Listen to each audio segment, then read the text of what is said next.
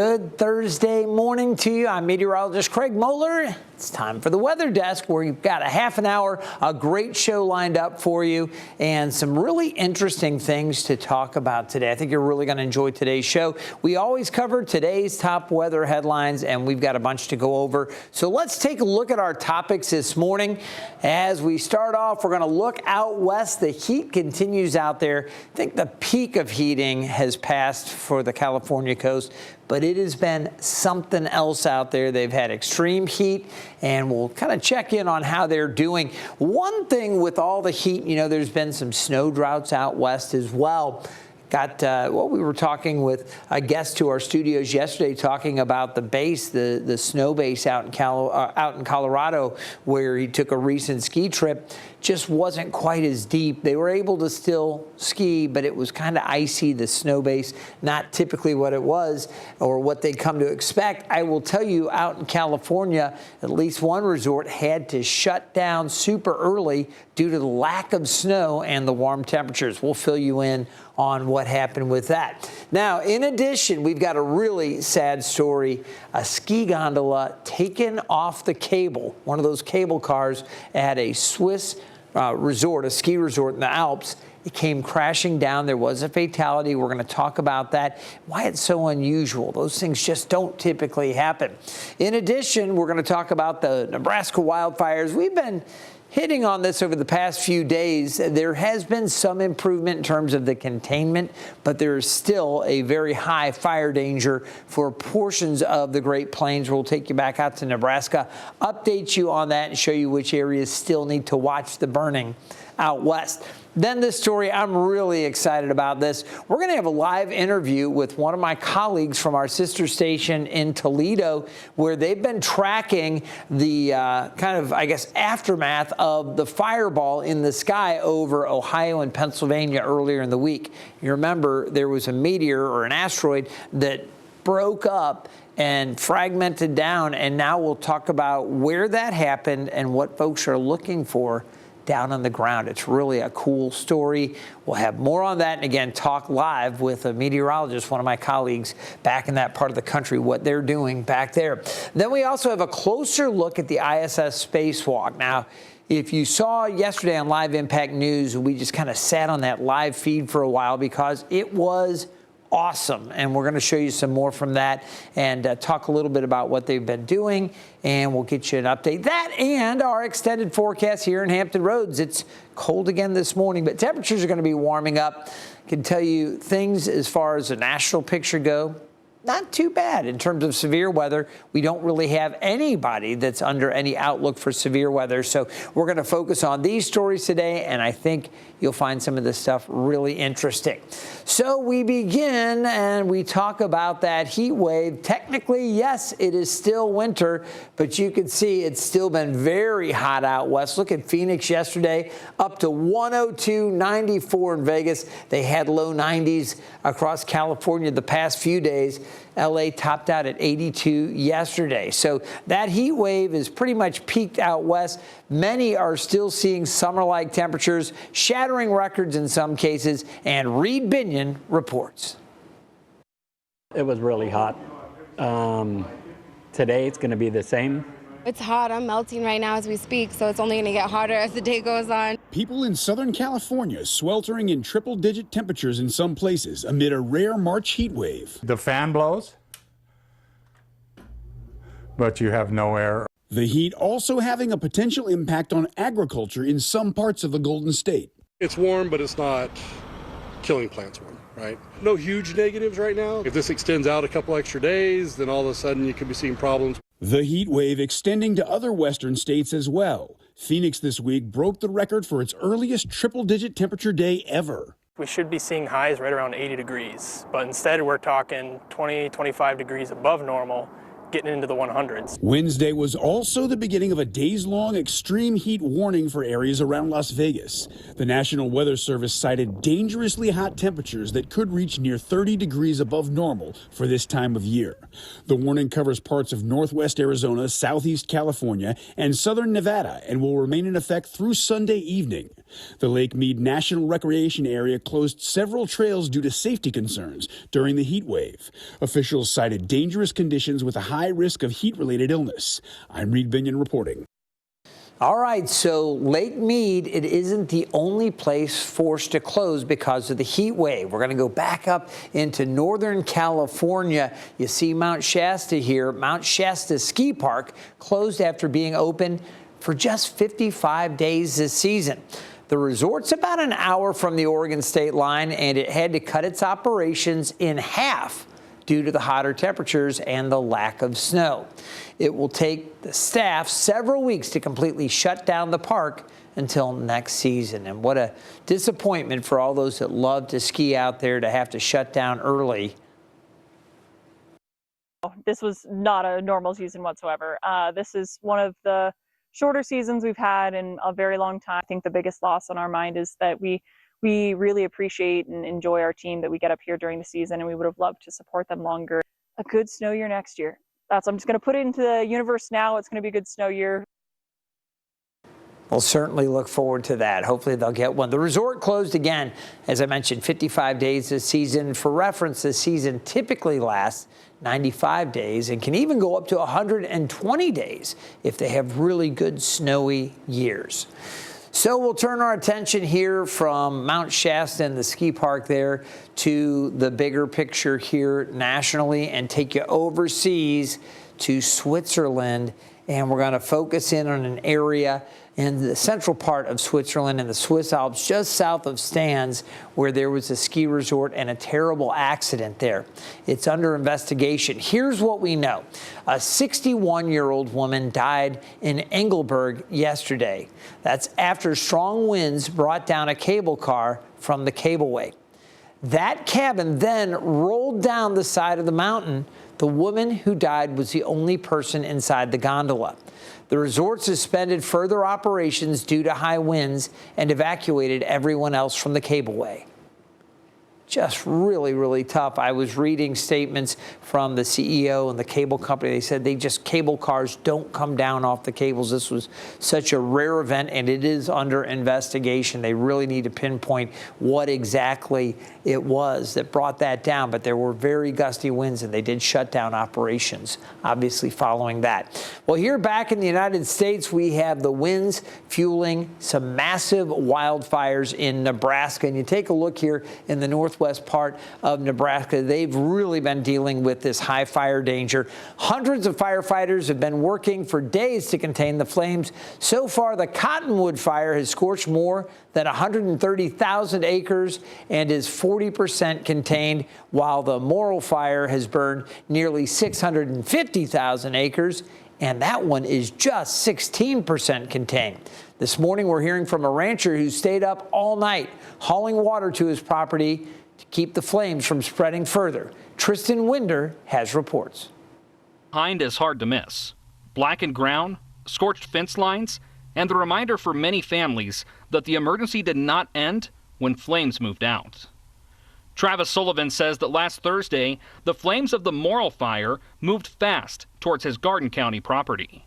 The flames had got up in there, so we turned the horses loose, set them on their own, because they'll find a place to be. So we saved the barn because we figured we'd have this afterwards, but I didn't think it'd be this bad, truthfully. As the flames approached, Sullivan turned Thursday night into a nonstop run for water. It was just an all-night deal of just running water back and forth, back and forth, back and forth, keeping the spot fires down. Back and forth from exactly? From Oshkosh, Nebraska, our house in town. Sure. And then back up to here where the horses and stuff are kept. And how much of a drive is that for you? Oh, it's about 10 miles. Is it? Yeah. So just back and forth delivering water? Yep, bringing water, and then we would catch spot fires on the way back. If we had a little bit of left type thing, we'd still catch just a few spot fires on the way back. Sullivan saying up until the Morrill County fire came blazing through just days ago, the land behind us was completely covered in grass that was at least calf high. Oh, complete dread, loss. I mean, I had just there's no words for it. There's just no words for it. Time we got down in here, like I said, we barely had enough time to kick the gates open, get them the heck out of here. For Sullivan, the outlook comes down to this: the worst did not happen. Until I lost my folio in the morning, I was feeling gratefully and lucky because I just lost things. I know people who've lost, the home they're living in. They've lost a lot of their livestock, which they make their living off of. I mean, I lost a lot of inventory, no doubt about it. But I mean, I count myself very lucky from what happened through here. So let's take a look at the fire danger out west. You can see Denver and these areas shaded in kind of this orangish, yellowish color here. They're under fire weather watch. So conditions are good. It's not a warning. The areas shaded in red, which include portions of Wyoming, Rock Springs through Lander, back over to Casper and around Cheyenne, back up into Rapid City, get up into South Dakota, and we head into Nebraska. These areas are continuing under fire danger with the dry and windy conditions. And you saw from the interview with that rancher, there in the Great Plains, it is wide open, flat, so those winds can come howling, and as sparks fly, they can travel quickly. So they're going to continue to work on that. We just wanted to update you on the fire danger out west.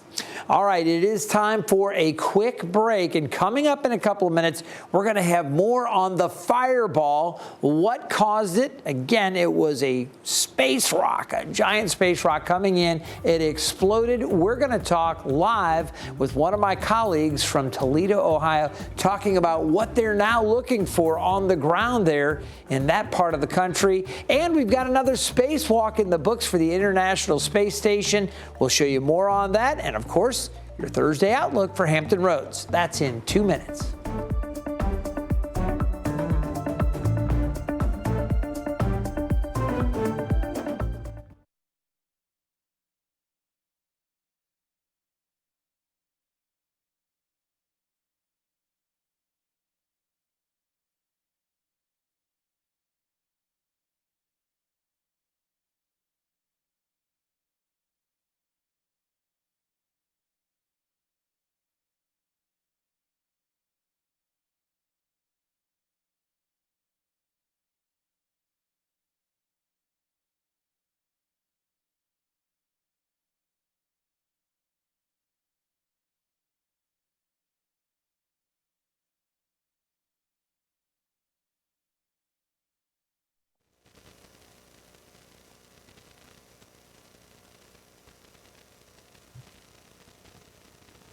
This is Toledo. Can you guys hear us through the Zoom?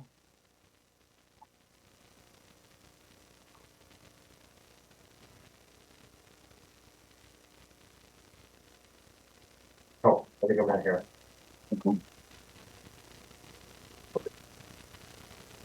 Well, I see you.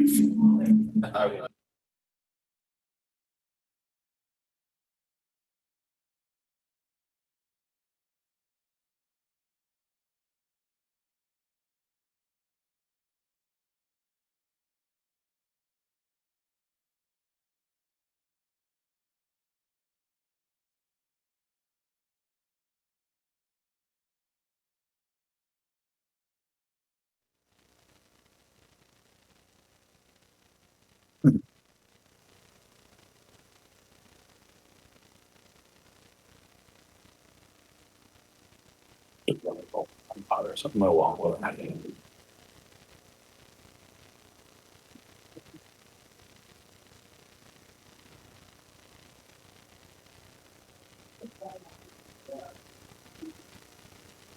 You got your audio down over there? Yeah.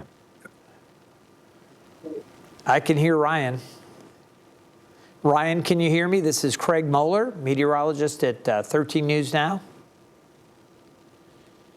Are you there, Ryan? Hello, Ryan, can you hear me? This is Craig Moeller from 13 News Now. Still trying to reach Ryan. We can't hear your audio right now, Ryan. If you can hear me, give our producer a thumbs up real quick on the... Okay, so you can hear. That's good, but we're not hearing Ryan coming through. Is that correct? Okay, still working on that. Sarah, if we want to jump to the next story and come back to Ryan, that's fine too, as soon as we get the audio reconnected.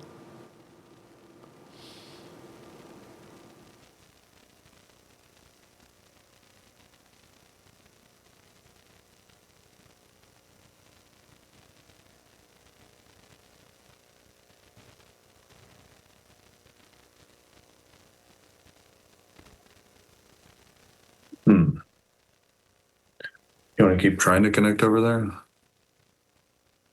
So apparently this isn't working, which is super weird. Yeah, Ryan, can you hear me now? We have you. Yeah, can you hear me? Yep, we're good, man. We're good. Yeah, stand by. Is it Witcham? Is that how you pronounce your last name? It's Weekman, actually. Weekman. Yeah, it's weird. It's Weekman. Okay, that's cool. Weekman.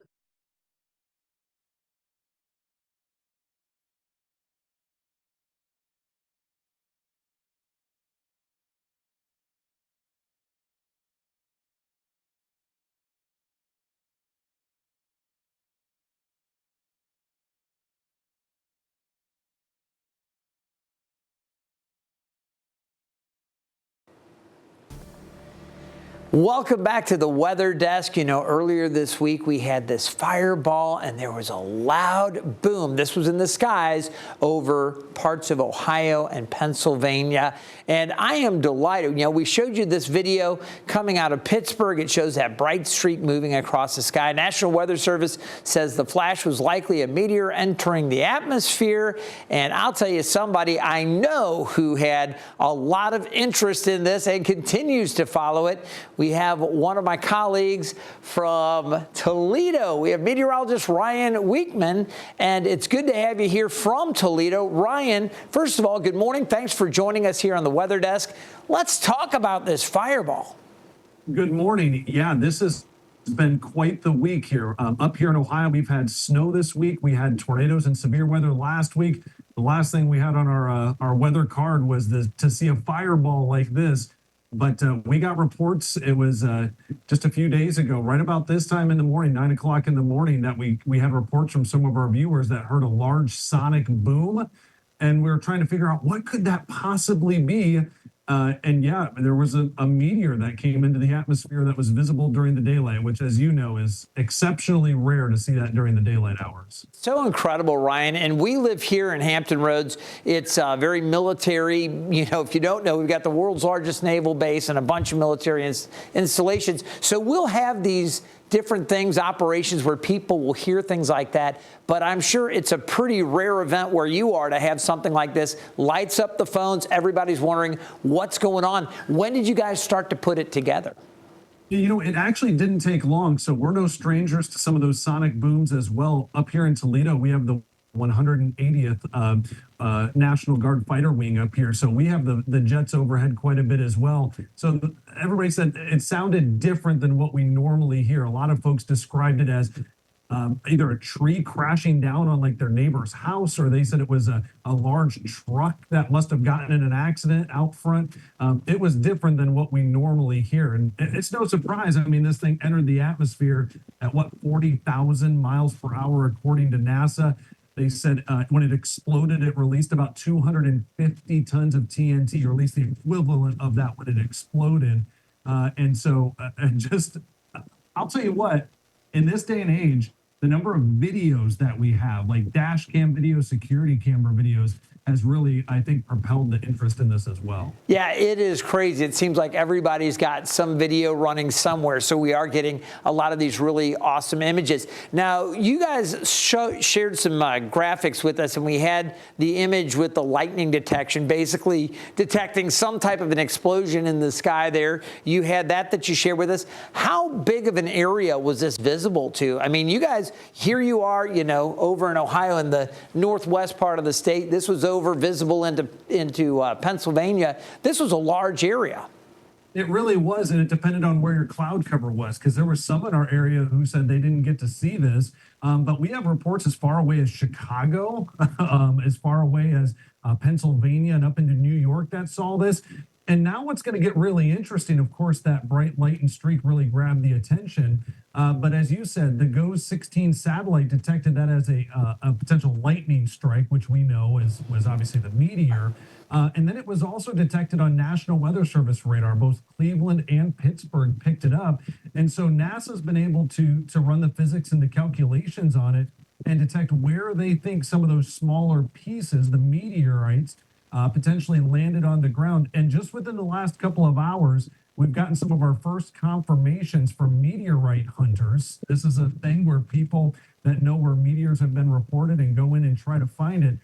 Some of our first small fragments, you can see it on your screen right here, potentially that have landed. So obviously this still needs to be confirmed, but amazing that something so large as NASA said, maybe a small car when it came into our atmosphere, broke up into pieces that are as small as, look at that, just a couple of blades of grass. It's incredible. This is kind of like the ultimate Easter egg hunt kind of prep coming up on Easter here. Folks going out searching for a different kind of an egg, in this case, the meteorites. Now, again, this thing was pretty good size. You said about the size of a car. It explodes, and now these fragments have rained down. This is a story, obviously, it's captivated our interest here as well. Folks are still buzzing about it, or is it starting to already subside a bit there? No, absolutely, because everybody wants to see if a larger chunk's going to be found. You know, there's some people that are skeptical. You know, you see images like that streaking across the sky, and they go, was that really a meteor, or what in the world really was that? So I think finding some of the fragments are going to be important to push down some of those questions that people have. But here in Ohio, it's incredibly rare to find pieces of meteorites. The Ohio Department of Natural Resources, I was just checking their website, they've only have 14 confirmed instances of finding meteorites on the ground here in Ohio history. The most recent one was 1990, so 36 years ago, since we've been able to confirm it. And the curiosity really still has everybody's attention. Man, it is something else. And I'm assuming here, because we hadn't heard anything, no injuries or anything that we're aware of directly related to that. No, thankfully not. And that was pretty cleared up very shortly as well. I will say NASA, with their projections and how the thing disintegrated in the atmosphere, they did project that perhaps objects up to 22 pounds may have survived that initial explosion and fallen to Earth. We haven't seen anything anywhere near that size. But of course, I just talked to one of those meteorite hunters this morning, and they said they're heading back out today. They want to see if they can get something bigger.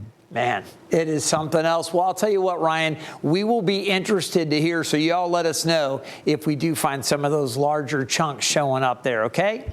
Absolutely. We'll love your show. This is really cool stuff. Hey, thank you so much for being a part of it. Ryan Weekman from our sister station in Toledo. Thanks so much, man. Have a good one. And we're going to turn our attention to our local forecast now as we get into what's going on. Before we do, one other thing I got to share with you, and that's the spacewalk from the ISS. I love this. You take a look. They get outside and do some work on the space station, and every time they do a spacewalk, it is just breathtaking.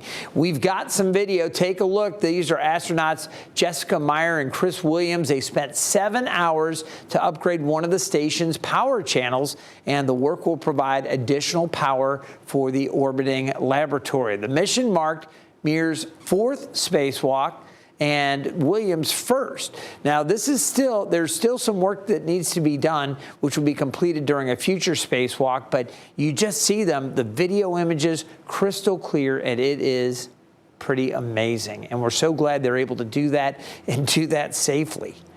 You think about it, everything has to be tethered. You break free from that thing, and there's nothing really they can do. So it's so important. They're super safe, and they were another great spacewalk. Congratulations to them. All right, now we're going to turn our attention to what's been happening in Hampton Roads. We've had a couple of really chilly days. 48 the high on Tuesday, Wednesday's high 40. We had that rain Monday. It's been dry since. We're going to remain dry. I think there'll be some showers overnight Friday night into early Saturday morning, but I'm thinking it's not going to add up to a lot. We'll get some Friday night, but it'll pass, and it won't make too much of a dent into our deficit. As you can see, the winds winds are light right now, nothing significant in terms of winds. I mean, a gust of 15 miles per hour, no problems there. Temperatures are warmer than they were yesterday, and we are on our way right now, low 40s. Remember, the high yesterday was 40 degrees, so we're already warmer than we were yesterday afternoon. And we're going to hit highs up into the 50s later today. It's going to be a pretty good afternoon with some clouds out there this morning. We're going to see more clearing through the afternoon, things looking pretty good. 10-day forecast, getting warmer through the weekend, another drop in temperatures by Tuesday before we warm it up again Thursday into Friday. A little cooler for next weekend, but all in all, pretty good looking stretch of weather here as we look out. Now, as far as the extended outlook, and I like to do this, show you that 8 to 14 day outlook, drier than normal out west and in the southeast, including Norfolk. This takes you from the end of March into early April, and temperatures are going to be above normal as we go along. Out on the water, no small craft advisories. Winds are light, waves are calm. That's a good thing. As we check in on the tree pollen, it is moderate today. Again, today looks really good across the region. High pressure's in control, and that's going to provide a lot of sunshine. While we do have a little bit of cloud cover out there this morning, that's going to thin out. We're going to enjoy a pleasant afternoon. While it's cool at the coast, low 50s there, it'll be in the mid to upper 50s inland. Let's take a look at the 7-day forecast. Our temperatures are going to be going up. We'll see low to mid 60s near the coast, warmer inland tomorrow. Spring starts with the vernal equinox. That's at 10:46. Sun's direct rays start to fall in the northern hemisphere. That's where we are, so we're going to look forward to the warmer months to come. First weekend of spring will be warmer. Chance for showers again later on the day on Monday. I think we could see some in the morning, but we'll see chances for showers and then cooler on Tuesday. I hope you've enjoyed this edition of the Weather Desk. We'll see you next time.